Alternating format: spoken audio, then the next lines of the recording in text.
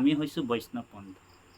আমি যেতিয়া ভগৱন্ত কৃষ্ণ চৰণত শৰণ ল'লোঁ, আশ্ৰয় ল'লোঁ, আৰু বেদব্যাসে আপোনালোক জানে 17 পুৰাণ ৰচনা কৰিছিলে।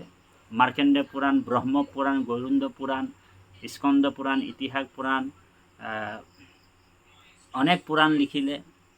আৰু পদ্ম পুৰাণ, নাৰদ পুৰাণ, কালিকা পুৰাণ আৰু অনেক পুৰাণ লিখাৰ পিছত 18 নম্বৰ পুৰাণটোৱে মহাভাগৱত পুৰাণ, যেটোক পুৰাণ সূৰ্য বুলি কয়।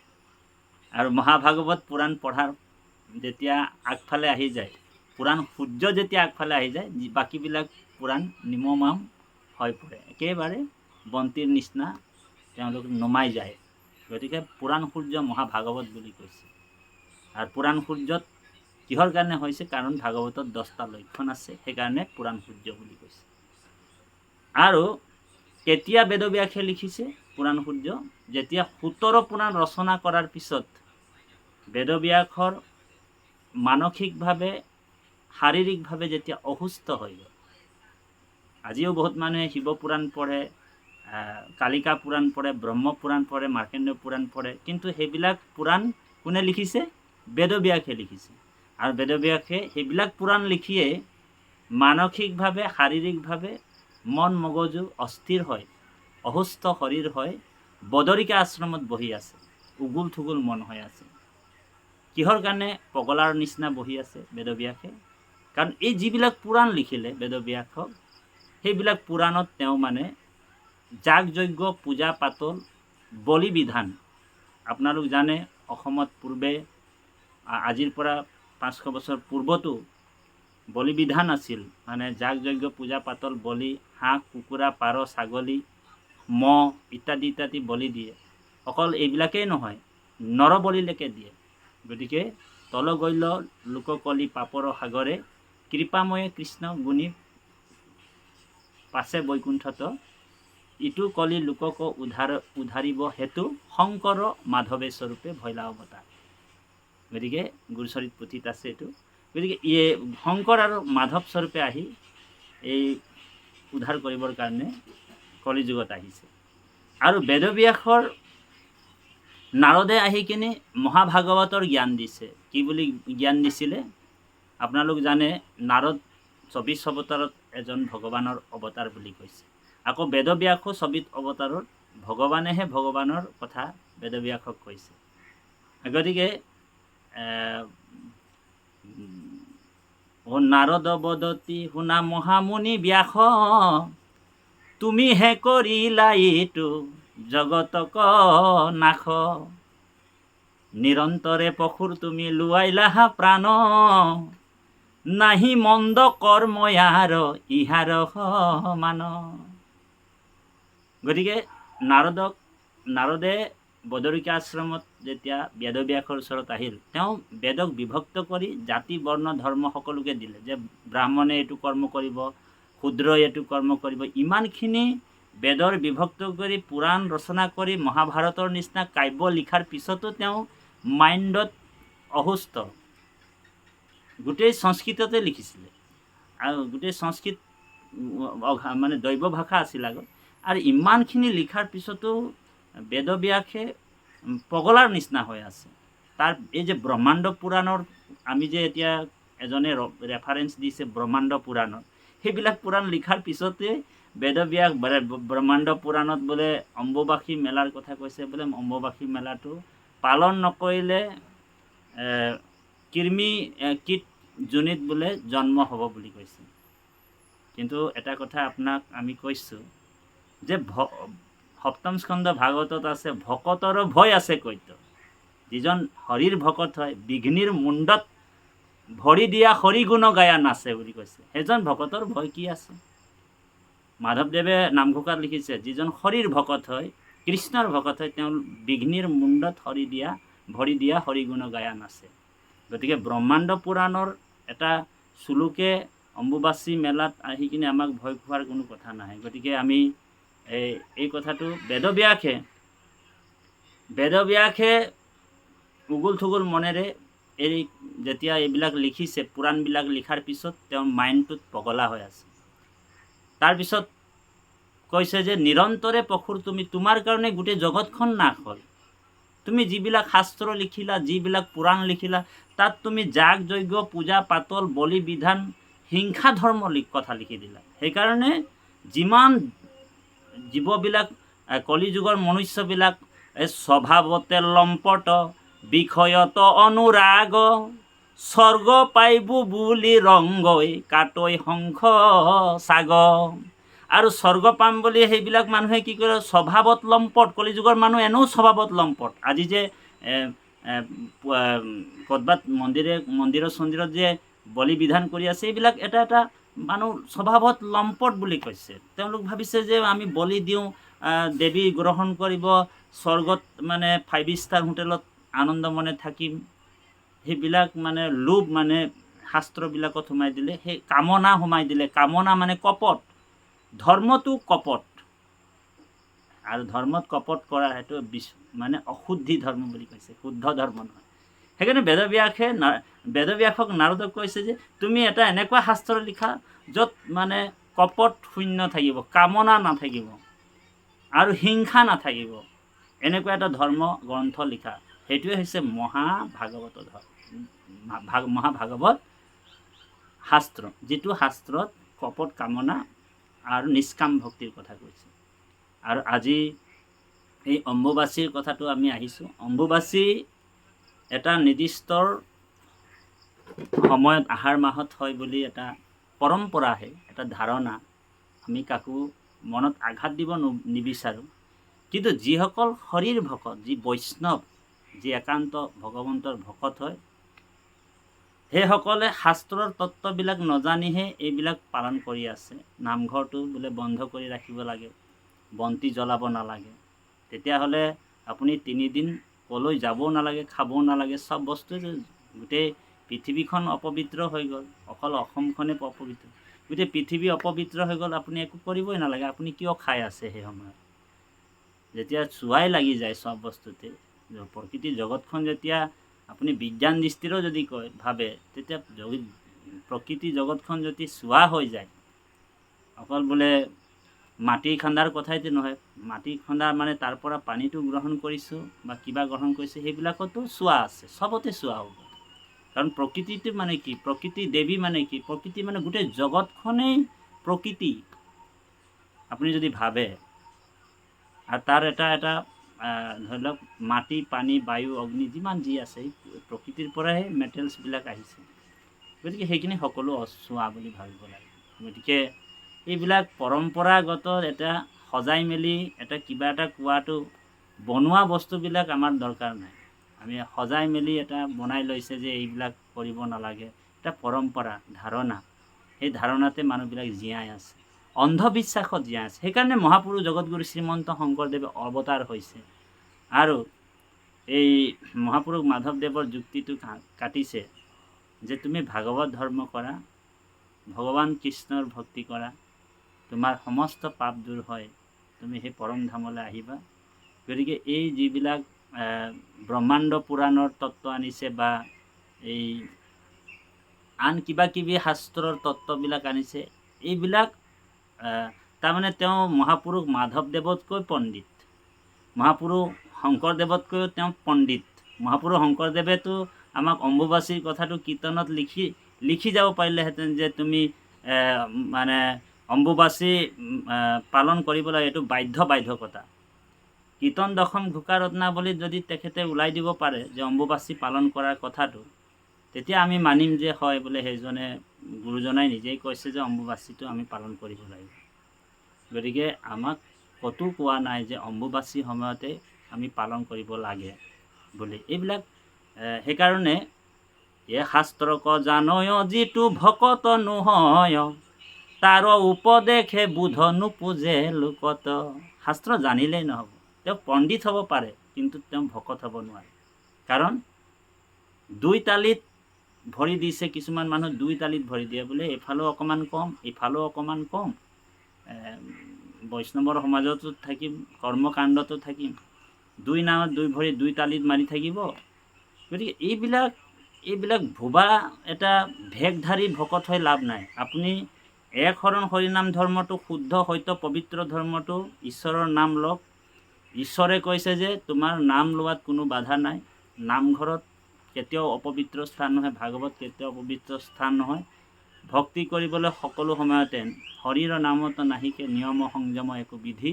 হৰিৰ নাম শুদ্ধ পবিত্ৰ অন্তৰেৰে যোনে লয়, আপুনি ঈশ্বৰক কেতিয়াও অপবিত্ৰ কৰিব নোৱাৰে। এই জগতখন ঈশ্বৰৰ দ্বাৰাই সৃষ্টি হৈছে। মায়া দক্ষিণী প্ৰকৃতি সূৰ্যতো সচৰাচৰম, গীতাত কৈছে যে মোৰ অবিহনে এটা গছৰ পাতো নলৰে। গতিকে বিষ্ণু ইদম জগত, গোটেই জগতখন মই চলাই আছোঁ। বহুত আৰু দেৱীৰ কথা আহে ইয়াত। গতিকে গোটেই জগতখন যেতিয়া কৃষ্ণই চলাই আছে, ভাগৱতত নিৰ্ণয় আছে, বাকীবিলাক পুৰাণক আমি সন্মান জনাব লাগে। এতিয়া এটা কথা কৈছে যে বোলে আমি এখন সমাজত যেতিয়া চলিছোঁ, সমাজক সন্মান জনাই, সমাজ এখনক সন্মান জনাই আমি সেইকেইটা দিন বোলে বন্তি নজ্বলালে কি হ'ব? এইবিলাক এটা অনৰ্থক কথা কৈ কিনি সমাজ এখনক বিভ্ৰান্তি কৰাটো এটা পাপ কৰ্ম। বোলে সমাজক সন্মান জনাই দুৰ্গা পূজাতো আমি যাব লাগিব, তেনেহ'লে সমাজক সন্মান জনাই আমি বলিও বিধানো কৰিব সমাজক সন্মান কৰি। গতিকে এইবিলাক এটা অনৰ্থক কথা এজন ভাগৱত বক্তা বা ভাগৱত ব্যাখ্যাকাৰক ক'ব নালাগে। কাৰণ এইবিলাক ক'লে মানে সমাজত এটা বিকৃত ৰূপ ল'ব। কোনটো ধৰিম, কোনটো শুদ্ধ, কোনটো অশুদ্ধ, তেওঁ দুধুৰ মধুৰত পৰিব। গতিকে শুদ্ধ পবিত্ৰ কথাটো কওক। সত্যক ক'বলৈ কেতিয়াও ভয় নকৰিব। লাগিলে আপোনাৰ ডিঙিটো লাগিলে থৈ আহক। এনে তেলমৰা কথাবিলাক কৈ কিনি সমাজত ব্যাখ্যা কৰি থাকিলে নহ'ব। শুদ্ধ সত্য তেলমৰা মানে মোক আৰু ইয়াত এই সমাজখনত মাতিব ব্যাখ্যাৰ কাৰণে, ময়ো আৰু বন্তি চন্তি কাপোৰ কানি নুখুলিম, 3 বস্ত্ৰ নলওঁ, মানে ভাগৱতৰ চব মই জানোৱেই, গোটেই শাস্ত্ৰকো জানোৱেই। যিটো ভকত নহয়, শাস্ত্ৰ জানিব পাৰা কিন্তু পণ্ডিত হ'ব পাৰা, কিন্তু ভগৱন্ত কৃষ্ণই উদ্ধৱক কৈছে যে মাধৱে বুলন্ত সখা শুনা স্বৰূপত, পঢ়ে যেবে হবে শাস্ত্ৰ জানে 4 বেদ, তথাপি নোৱাৰে মোক কৰিতে ভকতি, নলবয় লোক যেবে সন্তৰ সংগতি। যেতিয়ালৈকে তুমি এজন একান্ত ভকতৰ সংগত বহি এইবিলাক কথা ভালকৈ নুশুনিবা, তেতিয়ালৈকে তোমাৰ জ্ঞানটো নহ'ব। সেইকাৰণে কৃষ্ণৰ একান্ত ভকতৰ সংগত বহি তুমি এই এক শৰণ হৰিনাম ধৰ্মটো কি বস্তু এই কথাটো তুমি বুজি ল'বা, তাৰপিছতে মানে কাৰোবাক উপদেশ দিবা। গতিকে আমি সেই ব্যাখ্যাকাৰকজনকো আমি ইয়াৰ পৰা সেৱা জনাইছোঁ। এইবিলাক সমাজত দুফাল কৰিব পাৰে। সমাজক নিজকে প্ৰতিষ্ঠা কৰিবৰ কাৰণে আমি প্ৰতিষ্ঠা কৰিব লাগে গুৰুজনাক, নিজকে নহয়। আমি জগতগুৰু শ্ৰীমন্ত শংকৰদেৱ এক শৰণ হৰিনাম ধৰ্মটো আমি যিটো গুৰুজনাই কৈছে, অন্য দেৱী দেৱ নকৰিবা হেপ, গৃহে নপখিবা প্ৰসাদ নখাইব ভক্তি হৈবে বেভিচাৰ। সেইকাৰণে ইয়াতে কীৰ্তনত হৰমোহন খণ্ডটো শিৱই পাৰ্বতীক উপদেশ দিছে। ভাগৱততো আছে এই কথাটো।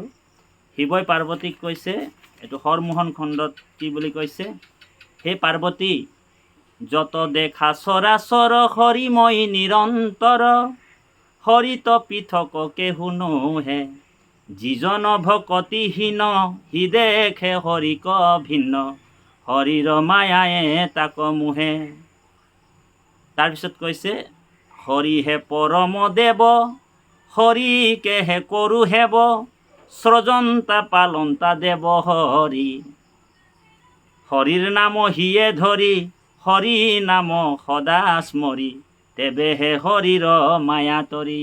শিৱই পাৰ্বতী কৈছে, তুমি হৰিৰ নামকে আশ্ৰয় লোৱা, হৰিৰ নাম সদায় স্মৰণ কৰিবা। ময়ো স্মৰণ কৰোঁ, 10,000 কৰোড় বছৰলৈকে মই ধ্যান কৰি থাকোঁ হৰিৰ নাম। তাৰপিছত কৈছে, হেন জানি তুমি দেৱী, হৰিৰ চৰণ হেবি, এৰা লোভ মোহ ক্ৰোধ কাম, নকৰিও জন্ম বৃথা, শুনা সদা হৰি কথা, কৰিও কীৰ্তন হৰিৰ নাম, হৰিৰ চৰণ মনে চিন্তিও ক সৰ্বক্ষণ, কৰিও ভকতি ভাল মতে, তেবেহে সংসাৰ তৰি, হৰিৰ প্ৰসাদে গৌৰী। পাইবা গতি মুহুৰ লগতে। গতিকে হৰিৰ নামত আশ্ৰয় লৈ হৰিৰ নাম কীৰ্তন কৰিবলৈ কৈছে। গৌৰী বুলি কৈছে, গৌৰী মানে পাৰ্বতীক কৈছে। শিৱই কৈ আছে যে হৰিৰ নাম তুমি আশ্ৰয় কৰি হৰিত ভকতি কৰা, তেতিয়া তুমি গতি পাবা, মুক্তি পাবা। গতিকে আজিকালি আৰু এনেই ভাগৱত জ্ঞান অকণমান শাস্ত্ৰ পঢ়ি জ্ঞান লোৱাটোৱে ব্যাখ্যাকাৰক নহয়। ভাগৱতৰ তত্ত্ব যেতিয়া জানিবলৈ ইচ্ছা যায় বা তত্ত্ব পাবলৈ হ'লে একশৰণ হৰি ভকতৰ পৰা আপুনি শ্ৰৱণ কৰিব। কাৰণ মহাপুৰুষ গুৰুজনাই ভাগৱতত কৈছে, ইটো মহাভাগৱত শাস্ত্ৰৰ পৰম তত্ত্ব, বেদ বেদান্তৰ তত্ত্ব ভাগ, তৰ্ক ব্যাকৰণ আদি সমস্ত শাস্ত্ৰক জানি, অৰ্থক নপাবে আৰ লাগ। ভাগৱতৰ কথা তৰ্ক ব্যাকৰণ আদি সমস্ত শাস্ত্ৰক জানিও তেওঁ ভাগৱতৰ তত্ত্বটো উলিয়াব নোৱাৰে। ভাগৱতেনো কি বুলি কৈছে, ভাগৱতনে কি বস্তু, কি মহত্বৰ কথা কৈছে। ভাগৱত হৈছে আত্মবিশ্লেষণ, আত্মতত্ত্বৰ কথা কৈছে। ভগৱান কৃষ্ণৰ কথাই কৈ আছে। কোনে পাৰিব বোলে, কিন্তু কৃষ্ণ চৰণত একান্ত ভকতি যাৰ, সিহে আৰু বুজে অভিপ্ৰায়, কৃষ্ণত ভকতি বিনে পঢ়ি শুনি ৰাত্ৰি দিনে, বুজিবে বাপৰ সাধ্য নাই। বুজিবে বাপৰ গহ নাই বা বাপৰ সাধ্য নাই। গতিকে বোলে কিন্তু কৃষ্ণ চৰণত একান্ত ভকতি যাৰ নাই, তেওঁলোকে সেই ভাগৱতৰ তত্ত্বটো কেনেকৈ জানিব, কেনেকৈ উলিয়াই দিব। আৰু ভাগৱতৰ ব্যাখ্যা আপোনালোকক শুদ্ধ সত্য কথাটো ক'ব। তেওঁলোকে দুইতালীয়া কথাটো ক'বই, আৰু মানে এইফালেও অকণমান কৰিবা, ভাগৱততো গৈ থাকিবা, অকণমান মাজে মাজে পূজা চূজাবিলাকো কৰি থাকিবা, এইবিলাক কৈ দিব। গতিকে এইসকলৰ কথা বা পাই সমস্ত কেতিয়াও নুশুনিব। এইবিলাক পাভত গজা ব্যাখ্যাকাৰক, কালি পৰশীৰ ব্যাখ্যাকাৰক। শুদ্ধ সত্য পবিত্ৰ সত্য কথাটো ক'বও নোৱাৰে, কাৰণ ভয়ো কৰে। কাৰণ সত্য কথাটো যেতিয়া কৈ দিম, মোৰ আকৌ বজাৰখন বেয়া হৈ যাব বুলি ভাবিয়েই চাগে তেওঁলোকে এই তত্ত্ববিলাক নকয়। গতিকে অম্বুবাচী এইবিলাক আমি অম্বুবাচী হৰিৰ ভকতৰ কাৰণে এইবিলাক অম্বুবাচী আমাৰ দৰকাৰো নাই। যোনে কৰিছে কৰি থাকক, তেওঁলোক শাক্ত ধৰ্মৰ মানুহ, তেওঁলোকে এটা নিৰ্দিষ্ট সময় বান্ধি লৈছে। আমাৰ প্ৰভু ভগৱন্ত সদায় আমি নাম ল'ব লাগে। আমি প্ৰভু ভগৱন্তক এগছি ভক্তি প্ৰদীপ জ্বলাব লাগিব। আৰু কোনো দিন আমাৰ নামঘৰ বন্ধ হ'ব নালাগে। কোনো দিন আমাক কৈছে মহাপুৰুষ গুৰুজনাই যে অকপটে যদি গুৰু সেৱাক কৰে, গুৰুৰ সমান শক্তি শিষ্যত হয়। আমি অকপটভাৱেই গুৰুক সেৱা কৰিব লাগিব। গুৰুৰ সমান শক্তি সেই শিষ্যই লাভ কৰিব পাৰিব। গতিকে আমি শাস্ত্ৰসন্মতভাৱে আপোনালোকক মাজত এইটো প্ৰকাশ কৰিলোঁ। কাৰো অন্তৰত দুখ দিয়া কথা নহয়, কিন্তু এই সমাজত যিসকলে বিতৰ্কিত কৰি গোটেই সমাজখন বিভ্ৰান্ত কৰে, সেইসকলৰ কাৰণে আমি অকণমান চমুকৈ ভিডিঅ'টো বনালোঁ। জয় গুৰু শংকৰ, অপৰাধ বিনাশন, কৃষ্ণ। আৰু লগতে আমি আপোনালোকৰ মহামহন্তক কথা এটা কওঁ যে শাস্ত্ৰ জানিলেই নহ'ব। শাস্ত্ৰক জানয় যিটো ভকত নহয়, ভকত নহ'লে তাৰ পৰা উপদেশ, তাৰ শাস্ত্ৰক জানয় যিটো ভকত নহয়, তাৰ উপদেশে বুধ নোপোজে লোকত। শাস্ত্ৰ জানিব পাৰে, কিন্তু তেওঁৰ উপদেশত কোনো কাৰো জ্ঞান নহ'ব। অজ্ঞান আন্ধাৰতে তেওঁ পেলাই থৈ দিব।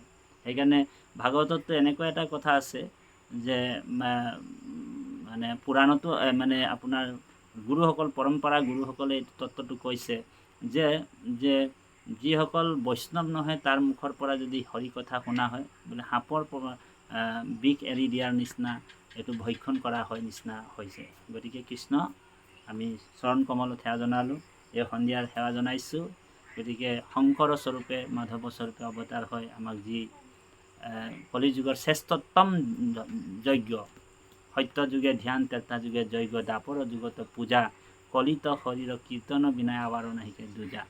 আৰু লগতে কলিত শৰীৰ কীৰ্তন এৰিয়া আনমতে চাহে গতি, যেন কুলবধূ নিজ স্বামী তেজী ভজি গয়া উপপতি। গতিকে হৰিৰ নাম এৰি, কৃষ্ণ নাম এৰি যদি আমি সেই যাগ যজ্ঞ, পূজা পাতল, অম্বুবাচী এইবিলাক আব্ৰম জাব্ৰম যদি কৰি থাকিম, তেনেহ'লে আমি শুদ্ধ একশৰণ হৰিনাম ধৰ্মত আমি হয়তো থাকিব মানে আমাৰ যোগ্যতা নাই। আমি এই এনেই ভেষধাৰী হৈ কিনি লাভ নাই। আমি শুদ্ধ সত্য পবিত্ৰভাৱে আমি গুৰুজনাৰ আদৰ্শৰে আদৰ্শিত হয় আমি হৰিনাম যজ্ঞটো ভগৱত ভক্তি আৰু কলিযুগৰ শ্ৰেষ্ঠতম যজ্ঞ আমি যি হৰিৰ নাম, যি জ্ঞান যজ্ঞ আমি শ্ৰৱণ আৰু কীৰ্তন। গীতাত কৃষ্ণই কৈছে মোৰ জন্ম কৰ্ম মুহুৰে হে গুণনাম শ্ৰৱণ কীৰ্তন কৰিবেক অবিশ্ৰাম। মোৰ কথা শ্ৰৱণত কৰিবেক ৰতি আকেহে বুলয় সখী উত্তম ভকতি। জয় গুৰু শংকৰ অপৰাধ বিনাশ কৃষ্ণ।